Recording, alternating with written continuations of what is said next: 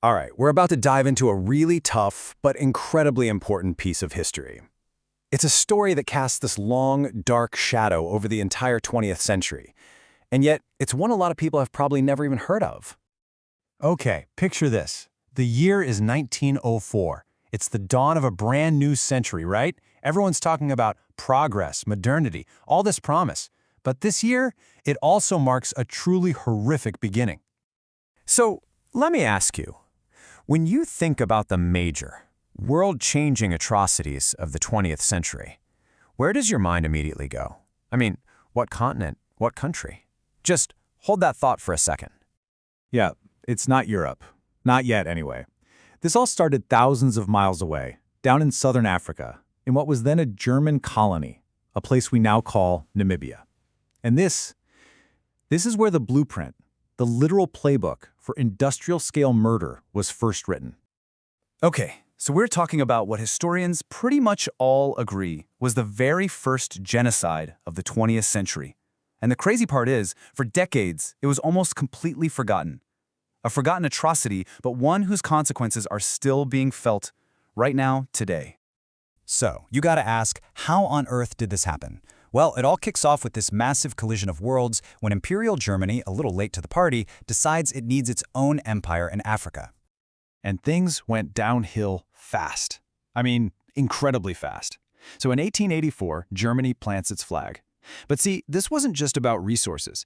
This colony was meant for German settlers. And that means one thing: taking land. Then disaster strikes. A catastrophic cattle plague rips through the region. For the Herero and Nama people, this wasn't just sad, this was everything. Their cattle were their wealth, their culture, their entire economy, and it was decimated. And right at this moment, when they are at their most vulnerable, the German settlers, backed by racist laws and military force, they don't help. They pounce. They start seizing what little land and what few cattle the people have left. It's just brutal.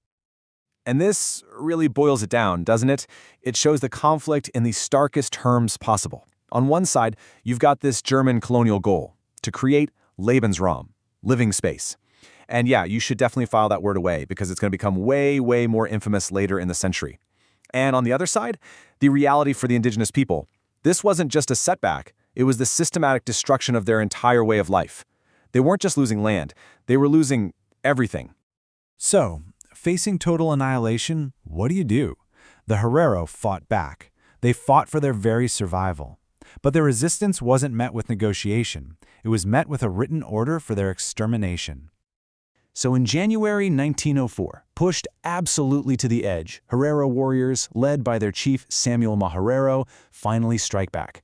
And this part is really, really important. Look at who they targeted. They went after German soldiers, the military outposts, the symbols of their oppression. For the most part, they spared civilian settlers.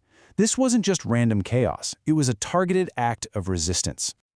So how did Berlin react? Did they try to talk? Nope. They decided to escalate, massively. They sent in their top guy for this kind of thing, a general named Lothar von Trotha.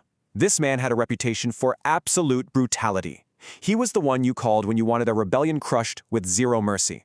He didn't even see this as a conflict to be won. To him, it was a race war, and it needed what he considered a final solution. And this is it. This is his infamous Vernichtungsbefehl, the extermination order. Just read the words. There is zero ambiguity here. Within the German border, every Herero will be shot. He goes on to say he will no longer accept women and children. Think about that. This isn't an order shouted in the heat of battle. This is a cold, calculated, written-down policy of genocide. And that order, it changed everything. This wasn't a war anymore. It was a hunt. And the goal was total annihilation. To do it, the German military used two main weapons, the desert and the camps. The crucial thing to get here is that this wasn't chaos. This was a plan, a cold, systematic strategy of annihilation. Step 1, defeat the Herero warriors at a place called Waterberg. But instead of accepting surrender, they immediately moved to step 2. They seal the exits. They deliberately herd thousands upon thousands of people, not just warriors, but men, women, and children, straight into the waterless Kalahari Desert. And then, step 3. Just to make sure they poisoned the few water wells that existed, they turned the desert into a giant, open-air death chamber. The tiny handful who somehow survived that were then rounded up for the final step. And that final step, the Konzentrationslager, the concentration camp. I mean, it is absolutely chilling to realize that this is where that word first enters the German language. The few survivors from the desert were herded into these places.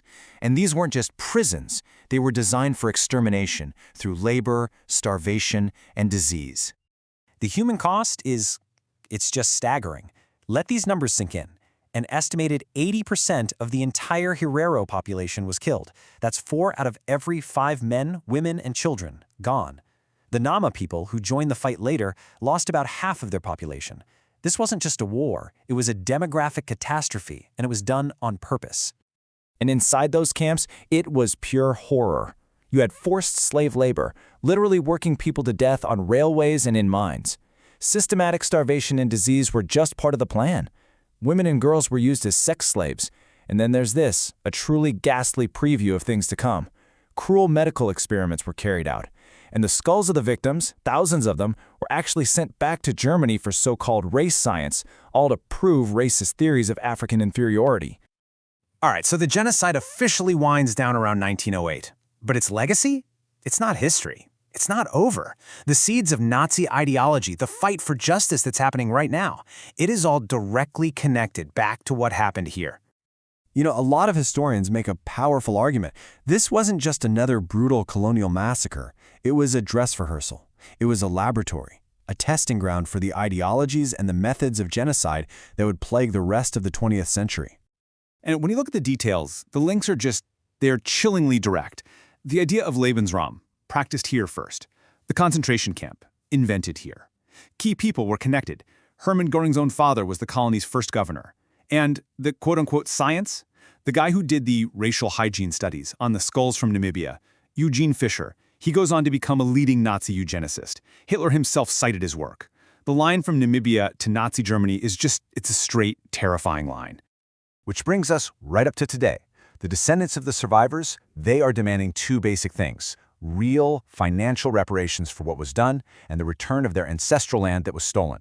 So, in 2021, after years and years of talks, Germany finally officially recognized it as a genocide. But look at their offer, 1.1 billion euros. And here's the catch. They refuse to call it reparations. They call it development aid, paid out over 30 years. Why? Because the word reparations implies legal guilt and liability. And you can't understand this dispute without understanding the land issue. It is absolutely central. I mean, look at this. The economic injustice created by the genocide is basically frozen in time. Today, a tiny white minority, just 6% of the population, many of them descendants of the German colonists, still owns a whopping 70% of the best farmland. The wound isn't just historical, it's an economic wound that has never, ever healed. So it's no surprise that Herero and Nama leaders have flat-out rejected Germany's deal. The late Herero chief, Vikui Rukoro, he put it perfectly. He called it a black cat in a bag, an insult. See, from their perspective, getting development aid from the very country that committed the genocide, without it being called reparations, without addressing the stolen land, it just feels like a continuation of the same old colonial power dynamic. And that's really the question we're left with, isn't it? Is an official apology really enough to heal a wound that's over a century old, especially when the stolen land is still gone and actual reparations are denied? Can you really say you're sorry when the very structures built by that crime are still standing? It's a huge question, and it's one Namibia and the world are still waiting for an answer to.